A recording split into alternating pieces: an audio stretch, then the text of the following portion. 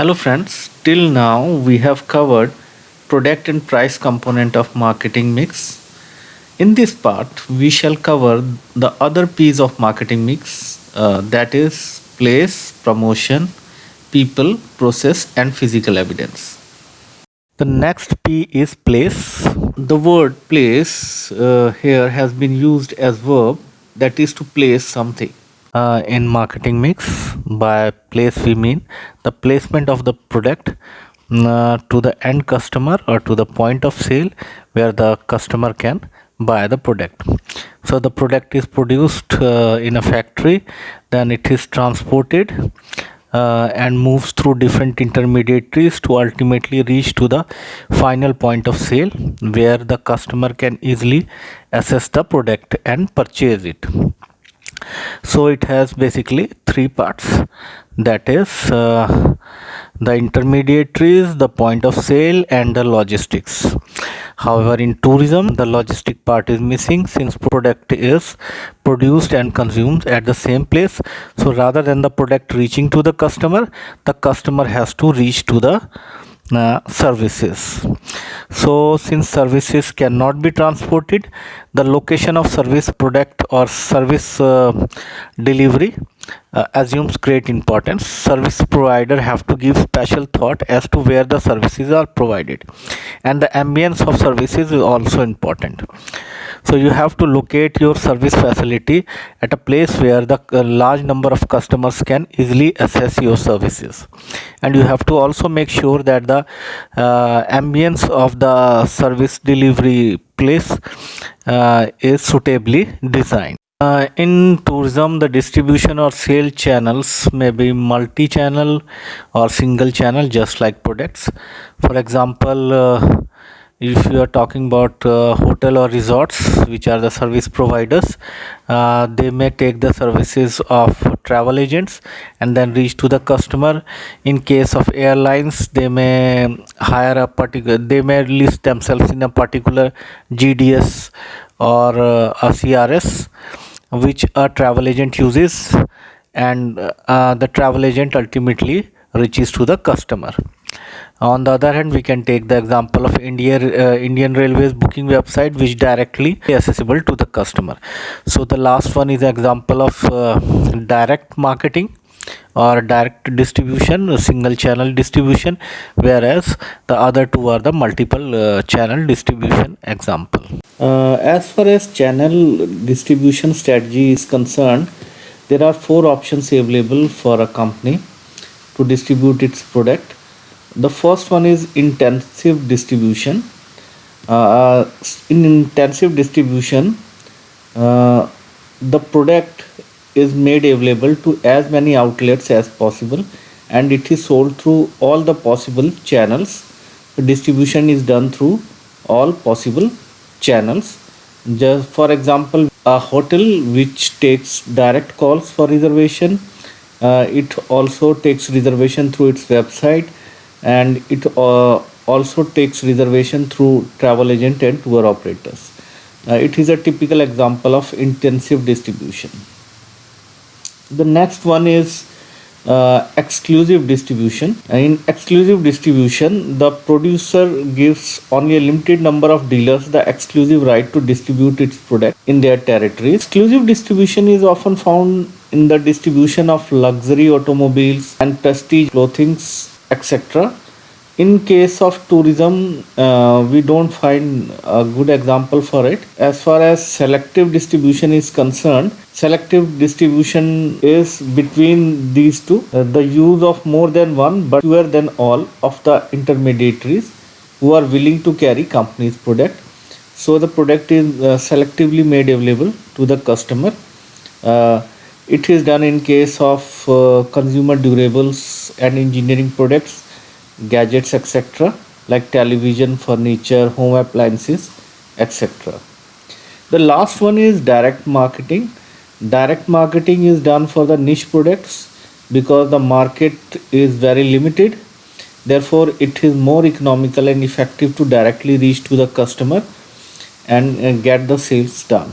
The last one in the traditional marketing mix is promotion mix. Well, the promotion mix is the marketeer's bag of tools of persuasive communication with the end customer. So, when you have to communicate something about the product or the company, whether you want to remind them about the product or the company, whether you want to create a brand image, whether you want to compare your product with that of a competitor, whether you want to induce desire for the purchase, you use the marketing communication. Until you reach to the customer, you cannot increase your market share, and so as to reach to the customer you have to communicate to the market. The promotion mix basically consists of five elements, or the promotion mix has five components. First one is advertising. Advertising is paid and it's non-personal form of promotional communication, and it has an identified sponsor, that is the company. The sales promotion, on the other hand, is short-term incentives offered to boost sales and induce product trial, just as rebates, discount, trial package, etc. For example, Mahindra Holidays or Club Mahindra offers free holiday vouchers to its prospect customer so as to induce trial. They believe that once they use their product, they will definitely become their members or customer. Third one is personal selling, which is the oldest one in the promotion, and the personal selling is basically is done by the sales force for making sales and building customer relationship. Public relationship or PR includes publicity and press relations and sponsorship. Publicity is non-paid form of non-personal communication. Direct marketing is the most recent of the promotional tool. Direct marketing is very effective marketing tool, as it includes all the four elements covered in the AIDA formula for promotion, that is seeking attention, developing interest, inducing desire for purchase, and lastly the action for purchase. In direct marketing, we use modern technologies like telemarketing, you have direct mail, you have digital marketing, etc. In planning marketing, communication, and promotion, the following steps are involved. The first one is identify your target audience.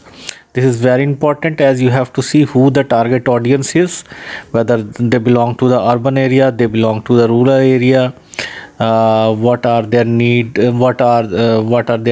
wants, preferences, the buying behavior, and of course their overall profile. Keeping that in mind, you have to design your message, you have to choose your marketing media or communication media.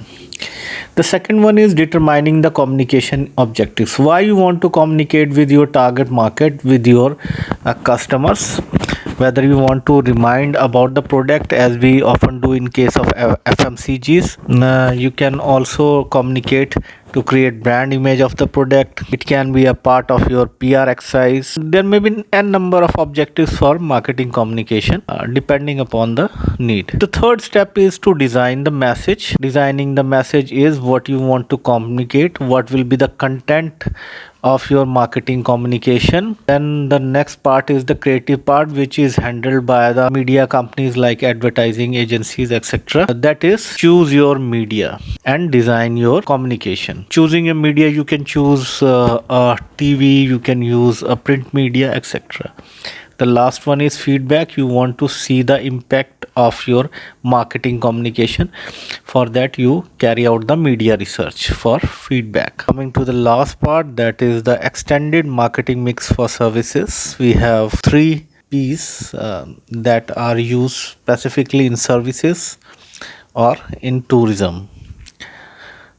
first one is people, that is your employees and the things associated with employees, specifically your internal marketing. And the second one is the process, that is the service delivery process. And the third one is physical evidence, anything that offers the customer an idea about the nature and the quality of service product. So these are the three extended marketing mix of services. People, by people we mean the employees who work in the organization. By people we especially refer to frontline staff and customer support staff who are instrumental in creating a satisfied customer. It is said that in services, before you satisfy your external customers, you need to satisfy your internal customers, that is your employees. And not just satisfying them, you have to sell the service philosophy, the service goal to your employees. For that purpose, you need to do internal marketing. Actually, internal marketing is nothing but HR practices which are focused on customer satisfaction. The HR practices which are designed for your frontline staff and customer support staff to help them to satisfy and delight the end customers.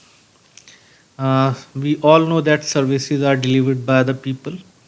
Therefore, it is very important that we have a superior employee selection process. We select the employees with the right kind of skills and capabilities and also attitude. Uh, after that, we need to equip them with the right kind of knowledge, skills, and behavior that make them confident in handling the customer. Also important is designing the appraisal and reward system focused on customer satisfaction. So you need to have a 360-degree appraisal system where your main focus should be on the customer, how the employees have handled the customer complaints or the customer requirement, to what extent they have been able to satisfy the customers. That should be the main focus of the appraisal system and the reward system. Uh, to conclude, we can say that for having a successful interactive marketing, it is important to have a successful internal marketing practices. But the most important is quality work environment and support to employees, because quality work environment and support to employees keep the employees morale high and make them satisfied. Unless and until your employee is satisfied with the organization, he may not be able to deliver the quality services. The last thing is empowering the employees to take decisions regarding customer complaints and problems. This makes them ready for redressal of customer complaints. The prompt solution to the customer complaints and problems only adds to the customer satisfaction. So many times managers advocate creation of inverted organization in services where the frontline staff is given the maximum liberty. They are empowered to take the decisions as far as customers are concerned. Process is the second one in extended P for services. By process we mean the way by which the service is delivered to the customer. Of course, it involves number of steps. These steps may be interrelated. The process involves following things. The first thing which has to be decided or which has to be managed is the activities and flows. The activities and flows involves deciding about the various activities involved in the service delivery process and their interrelationship. The process flow can help in identifying the bottlenecks or the failure areas. Improving these will help to improve the whole process. So it's basically about identifying the various activities, their interrelationships, and then identifying the various areas where we can experience failure of services, and then creating the checkpoints to ensure that there is no failures. The second thing is laying down a standard procedure for operating. The standard procedure for operating ensures service delivery quality assurance. So you lay down a standard procedure for performing the services that has to be abided by every employee involved in service delivery process. Then you have the parameters which has to be decided for each step. What is the standard or right kind of behavior, what role and goals or standards are expected from the employees, the time taken for performance of each activity. These standards or parameters have to be decided. Most importantly, every employee should have role and goal clarity. The last one is physical evidence.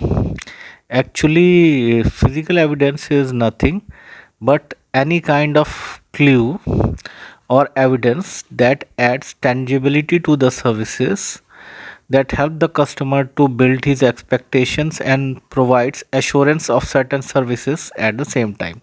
So it does two things.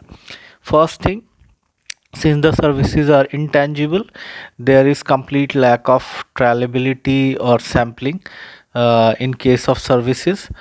So anything that provides the clue about the nature of services, about the quality of services, is important, and it is considered under physical evidence. The second thing is the customer should be assured that a particular standard of services will be delivered to him. So the assurance part is also part of physical evidence. We have discussed about two things. First is assuring the customer that a particular standard of services will be provided to him, and the second is providing him any clue or evidence that about the quality of the services. Physical evidence can be divided in two parts. The first one, which provides the clue about the services, and the second is which provides assurance. It is generally recognized that physical evidence can be subsidized into two components, which I have mentioned, having two different objectives. First is assurance, and the second is providing clue about the service. The peripheral evidence which can be possessed by the customer but has little independent value. Second one is essential evidence, which cannot be possessed by the customer but has independent value. What we mean by possessed by the customer? You have a ticket that is possessed by the customer, but ticket has no value in itself. Actually, ticket is nothing but a document that ensures that a certain services will be delivered to you. So when you are having a hotel voucher or an airline ticket, you know that under the contact what services will be provided to you under what conditions. Similarly, you can have essential evidence. So essential evidence is nothing but the ambience in which the service is delivered to the customer, and it provides quite a good clue about the service quality and the nature of services in a center where the service is provided. In essential evidence, we may include the general attire of the employees, their behavior, the gadgets, the interior decoration, etc. Take for example, you go to fast food restaurant like Pizza Hut, and from the employees dress, from the music, from the interior decoration of the area, and from the general setup, you get a clue that it's a fast food self service restaurant. On the other hand, you go to a full service family restaurant, you have a dark decor, you have very formal environment, formal kind of setup there, and from there you come to know that it's a full service restaurant. So it provides the clue about the quality and nature of the services. So these were the marketing mix P's which were described briefly by me for your syllabus. Last part of my lecture consists of a Google form which is for the self appraisal of the students.